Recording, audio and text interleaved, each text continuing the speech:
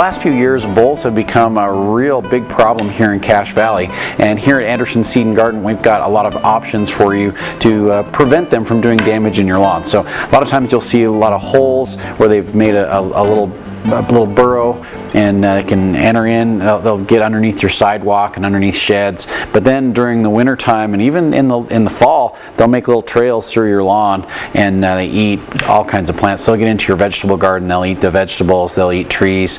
They'll eat the bark right off of the trees. So the voles can be a real big problem in the amount of damage that they do.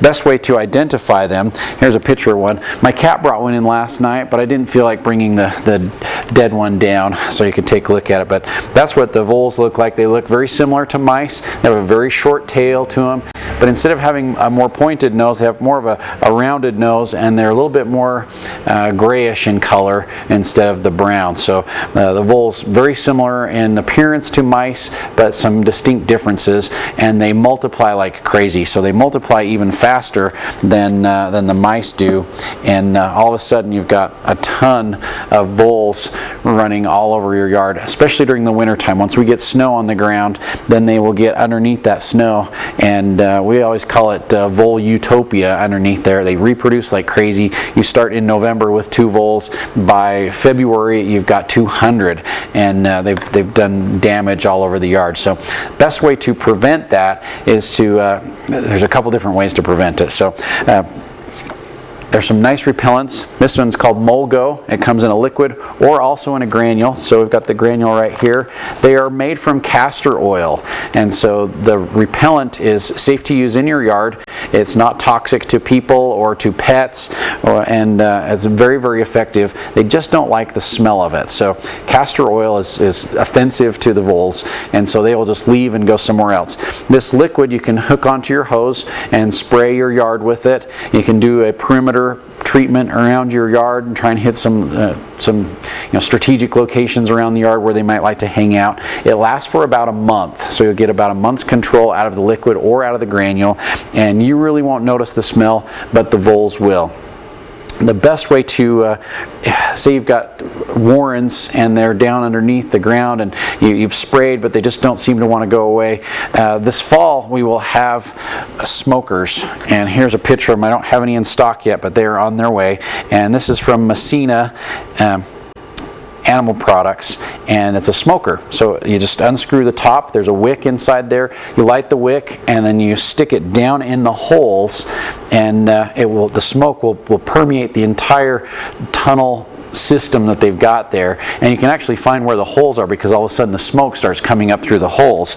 But the smoker is made from the same material, so it's a castor oil, and so it just makes the tunnels uninhabitable by the voles. So if you've got a tunnel system that you need to get cleared out and you don't want to use baits or poisons, the smokers work great because you just light those, stuff them down in the hole, pile of dirt in around it, and it will smoke that entire tunnel, and the voles will go running like crazy. We've had very, very good success. We had some samples last fall, and they worked amazingly well. So the smokers are a great way to clean out the tunnels.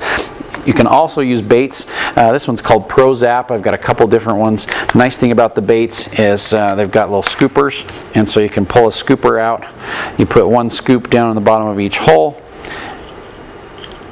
That's what the bait looks like. I'll grab a scoop of bait so you can see. It's just a grain-based bait, and this one actually has zinc phosphide on it. So the nice thing about the zinc phosphide is as it breaks down, it puts zinc and phosphorus back into your soil, so it's not going to be damaging or toxic to your soil, but when the voles eat it, it will kill them.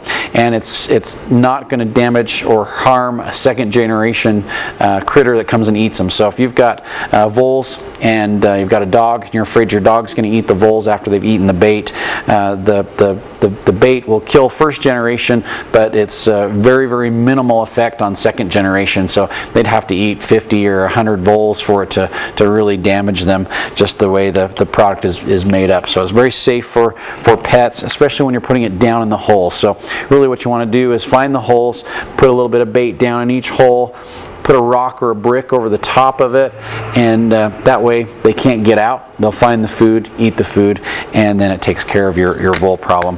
The other repellent that you can use, And these are made more for gophers and moles, but they actually work really well for voles as well too. And it's a solar powered sonic spike, and you put it down into the ground, and what it does is it just makes noise through the soil. And it's not a noise that you're really going to hear, but it's annoying enough to the critters that live, the subterranean dwellers that are living in the tunnels underneath the ground. They can hear it, and it sounds like subwoofers going off all the time. And so they just feel and hear that vibration going consistently, and it just drives them out, and it'll drive them back into the fields where they came from. Usually the voles are coming from an empty field out back or the vacant lot next door, and they're coming to find food. And so this is the time of year when they're going to be out and they're going to be looking for food. So at Anderson Seed, we've got some great options for you to try and repel the voles so they don't come in and start setting up home.